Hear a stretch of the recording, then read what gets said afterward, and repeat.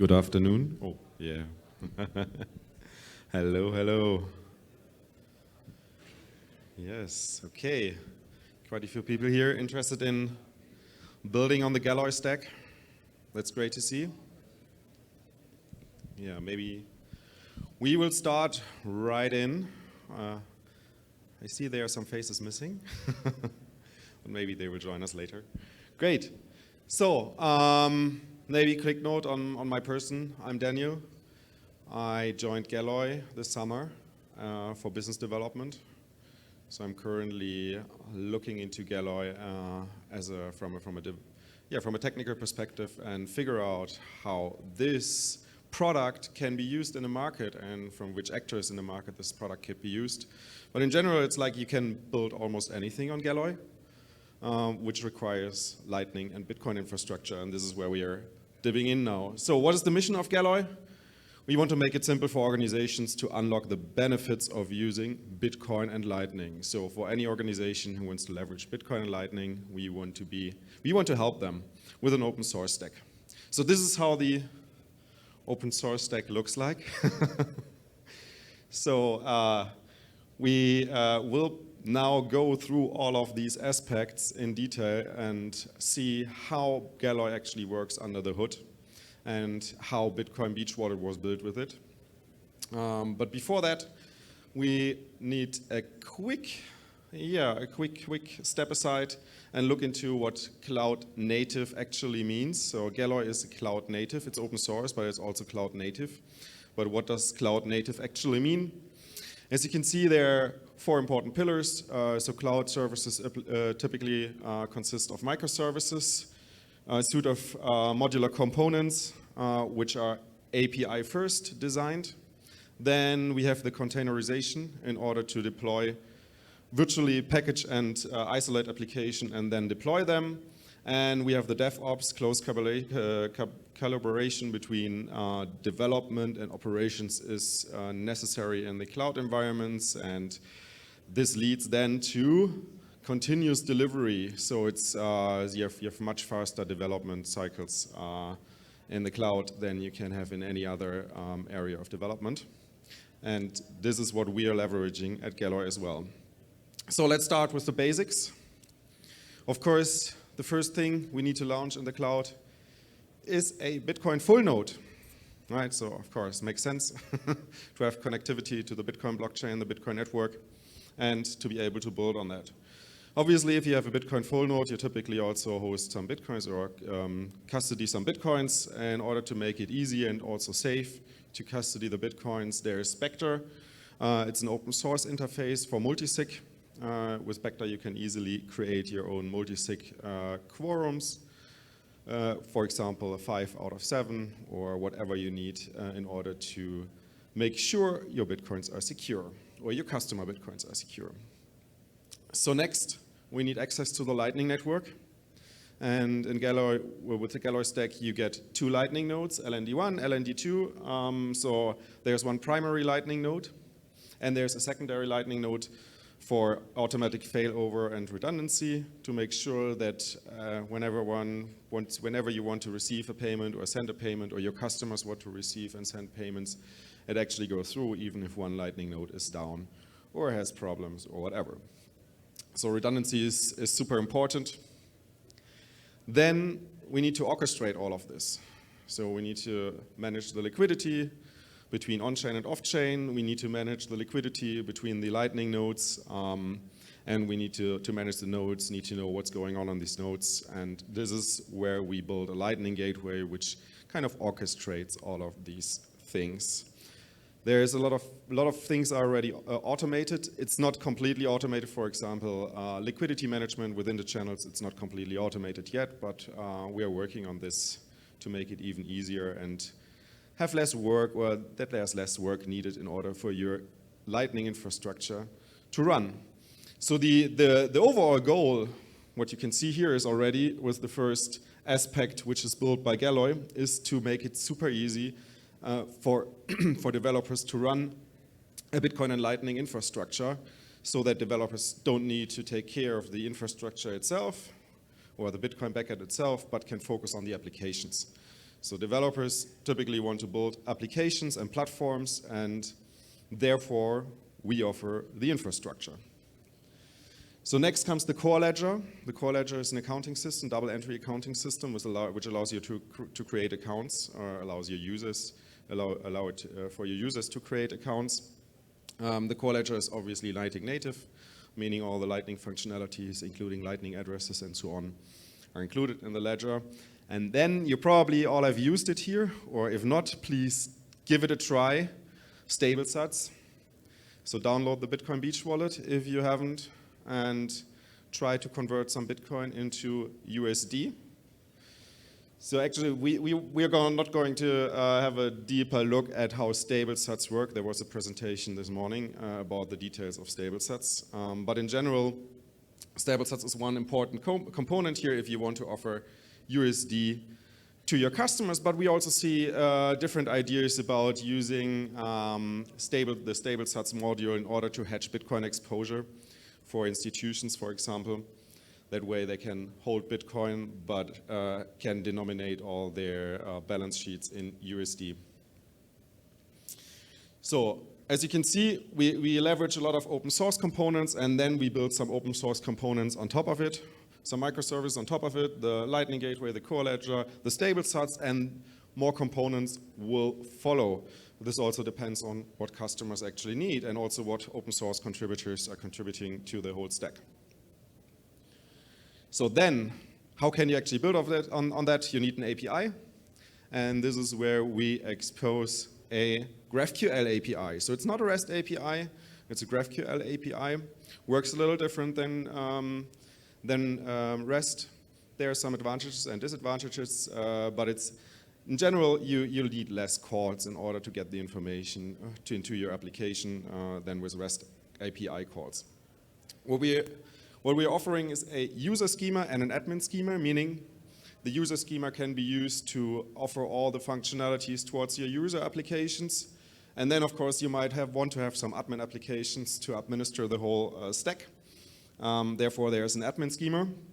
And we are currently working on integrating Apollo Federations. Apollo Federations is a gateway for multiple APIs to be consolidated into one API, basically. So if you imagine the core ledger and the Lightning Gateway and StableSats and more modules having their own APIs, they need to be consolidated into one API to make it easy to build on top. And this is what Apollo Federations allows us and you all to do.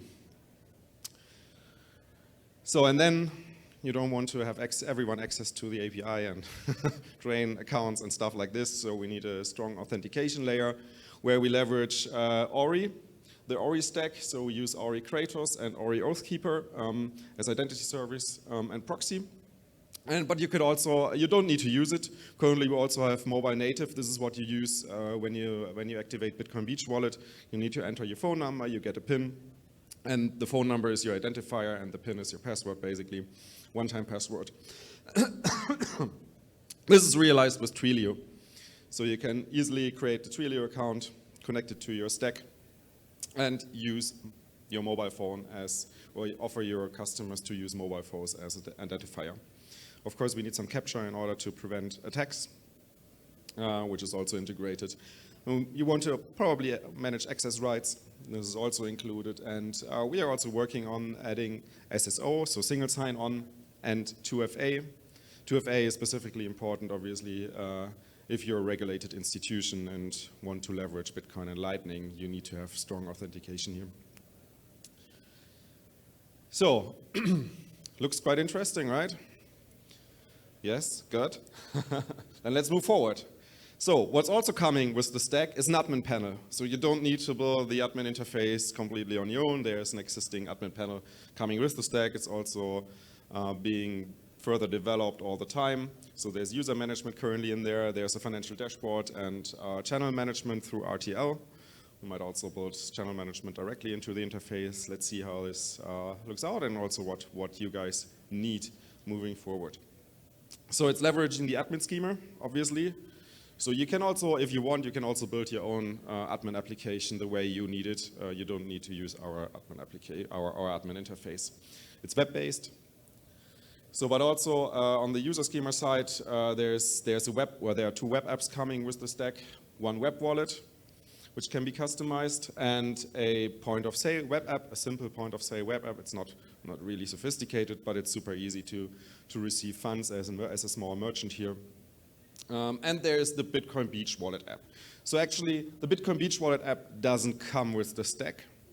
The Bitcoin Beach wallet app, if you think this is a nice app and you would like to have a similar app and run the Galoy stack, you can fork the Bitcoin Beach wallet app and connect it to your own stack. And you can, of course, customize it the way you want, how you want your interface to look like. And there are already several companies building on top of the API. For example, Tianki, which you can also see over here at the exhibition. They offer merchant tools, specifically point-of-sale terminals, which leverage the API so that the customer of Bitcoin Beach wallet can connect to Tianki or use their software as a service for merchants, but in the end receive the funds directly into their bank account on Bitcoin Beach wallet. Same with Debrite and Lamassu. So there are different kind of integrations directly into Bitcoin Beach, but all these integrations can also leverage any other bank or any other institution, any other startup which is running the stack. So Tianki, Debrite, Lamassu, all these companies building on top of the API can connect to multiple instances which are running on the Galoy stack. So all of these applications connecting to the user schema, obviously, because these are user applications. So let's move a little bit forward. So as I said, you can also build your custom admin application on top of the admin schema. And of course, you can build anything on top of the user schema as well. So you can build your own backend with more sophisticated functionalities, additional databases, and so on, in order to provide your users with a platform. For example, I don't know, a fundraising platform, or maybe a content platform, a social media platform, or just a wallet, whatever you want to offer your customers, where you offer also a wallet for your customers, or where a wallet for your customers is included with the account of your platform. So this might be not enough, specifically if you're financial institutions, if you want to launch a product in a regulated environment, you want to have compliance features. So in this case, for example, optional KYC or required KYC. These are integrations to KYC providers. We can also integrate to fiat banks to offer USD transfers, liquidity optimization. There will be some advanced and paid modules for automated liquidity management or channel management where you don't need to take care of anything anymore because it will be completely automated. And advanced analytics, which is specifically important for an institution to report to authorities and regulators. So all of these services and integrations, they are not part of the open source stack. This is where the business model of Galoy kicks in. So of course we want to earn money and want to make sure this company is able to maintain the open source stack for the community as long as possible, ideally forever. So we need to earn money, we need to pay the developers and need to pay the team. Therefore we have a business model with paid services and integrations. So coming back to the beginning, cloud infrastructure. As I said, Galoy is cloud native. So it's coming all with the cloud infrastructure tools, orchestration via Kubernetes, packaging with Helm charts, infrastructure as a code with Terraform, monitoring. So we have several monitoring tools, Prometheus, OpenTelemetry, Grafana, and Honeycomb, all coming, including the stack.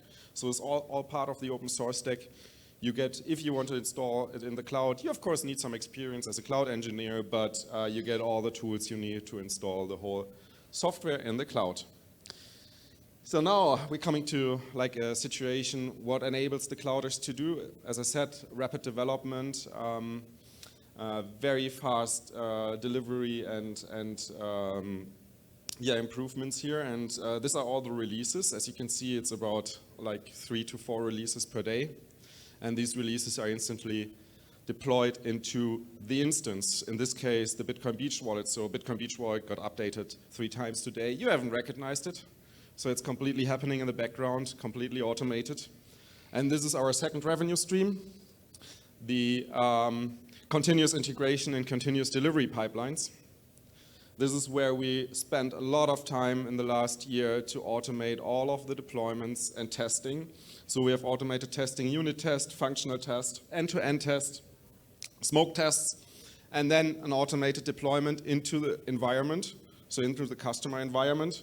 And the customer can decide if they want to get auto deployment or if they want to check every single release and want to approve it and then get it deployed. So manual deployment then, or partly manual. Yes. So this is how the user, the end user experience and merchant experience, I just told you which comes with the stack, looks like. So we have a web wallet, as I mentioned, then the Bitcoin Beach wallet, which you can fork, and a point of sale app, which is also a web wallet and is included and will automatically be installed. This is how the administrator interfaces look like, the dashboard and the admin panel. You get all the insights you need, and we are constantly improving the application in order to give you even more insights and more control over the whole stack without needing to go into the technical details. So, and of course, the synthetic dollar, USD over Lightning. I think this is very interesting. If you watch the stable sets part, it's basically if the recipient bank, if the sending bank and the recipient bank using stable sets, it's basically a dollar transaction. Of course, sets will be transferred through a Lightning network, but the bank which where the user is based, which is sending the transaction, offers the user a USD account, and this USD account could be charged. And on the other end, a bank or the user of another bank says like, I want to receive everything in my USD account, and they basically get USD, although the transaction is in Satoshis. This is quite interesting, specifically if we think about the volatility. This is being used in El Sonte in a way that the USD account is kind of a checkings account and the Bitcoin account is kind of a savings account. So here you can see, so there are not many deployments so far of this whole stack. We are super early here. We just started. We were focusing on Bitcoin Beach so far. There's another project, Bitcoin Jungle, you might have heard of it. Bitcoin Jungle forked the code and deployed it themselves. Problem here, I mean, there are some advantages and disadvantages. So Bitcoin Beach is completely managed and deployed by Galoy, and Bitcoin Jungle is completely independent. So they just use the free and open source stack. They didn't need Galoy in order to install it. So it's like self-hosted, engaging Galoy for maintenance. Self-hosted means in their own environment, but also install it in their own environment. But Galoy hosted means we can install the software in our cloud environment in a separate instance, because it's your instance and we don't want to be a custodian or have any control over any keys. But what we also can do is we can deploy the whole stack in the customer environment. And that way we can make sure, specifically for financial institutions, that the whole application is, from a regulatory perspective, secure enough and transparent enough. So the bank or the financial institution has full control over everything here. So add-on modules are possible with Bitcoin Beach. It's installed with Bitcoin Beach, so you can ask us to install additional modules, paid modules like KYC, AML. But if you leverage the open source stack, if you've seen, it's not part of the open source stack. So there are additional modules which are paid modules. And then on the other side, you need to make sure, or it's like important to understand that Bitcoin Jungle is not up to date with the Galoy stack. So they are lagging behind, actually quite a lot. So at one point, if you don't update the software regularly, you come to a point where you can't update it anymore and you need to migrate to a new instance, basically. If you want to avoid this, you need to build your own CI/CD pipelines, or you ask us for our service So we deploy it for you on a constant basis. So if you're now interested and thinking, hey, this looks quite interesting, I would like to check it out, would like to understand the API, then have a look at galoymoney.github.io/Galoy. This is the documentation of the GraphQL API. The GraphQL API, you can use the Bitcoin Beach wallet instance to build on the GraphQL API like Tianki did and the others. And if you want to deploy the whole stack on your own, want to play around with it, or want to contribute as an open source developer to the stack, come to chat.galoy.io and look at the GitHub, of course, .com/galoymoney.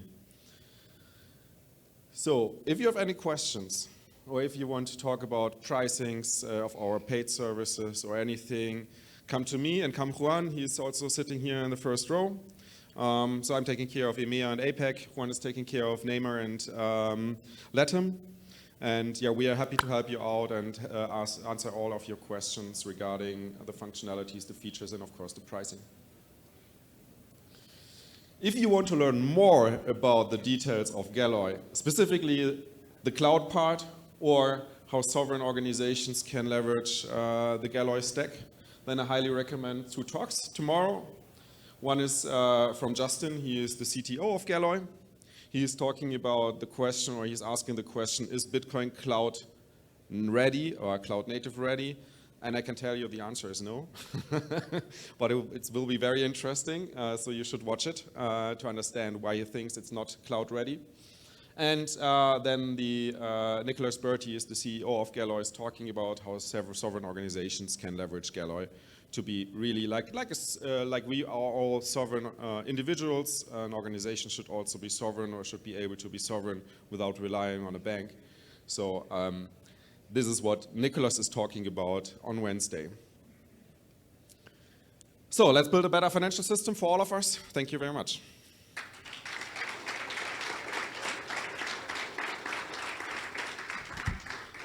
Questions? Yeah.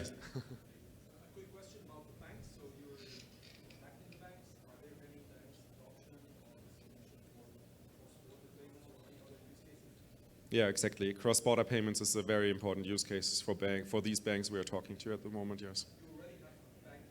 No. We have no. So important. There's only one customer right now, which is Bitcoin Beach Wallet, and it's basically our own company. So we are part of Bitcoin Beach. This is like our reference project. This is where we learned what is needed and how it actually works. So now we are that mature that we are going out into the market and sell the software and offer the software to open source developers, but also to organizations and institutions which want to tap into the Lightning Network and Bitcoin.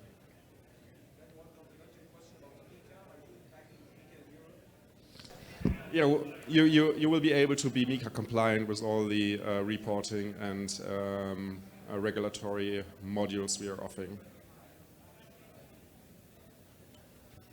Yes, Felix.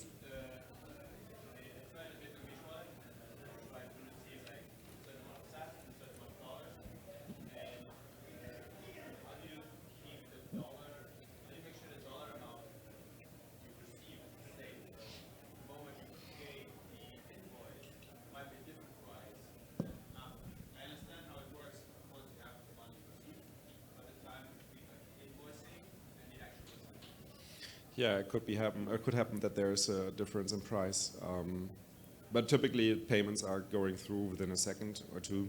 How does the wallet know the amount in the invoice? Oh, it calculates on every side individually. So every bank is calculating that individually. Of course, like if the transaction, for example, through a Lightning Network is 10 seconds, and within the 10 seconds the price is going down, then of course the recipient has a little bit less dollar than the sender. I'm sorry, I didn't get if you're running the Lightning Network over cloud. What's your experience about it? Yeah, it's. I think in general the experience is good. It's working, but as I said, our CTO is not convinced that Bitcoin is cloud ready. This is specifically. I think he will talk about this tomorrow. You should definitely watch his talk, but he's referring to Bitcoin Core and also LND, and that it's not built in a way that it's cloud native. So it doesn't scale that well in the cloud like all the modules we build. So we build a lot of modules which are cloud native, but all the open source infrastructure, we build them on top. They are not cloud native, right? So, and this is currently a big problem, and this is why he wants to spread awareness for this situation. Yes?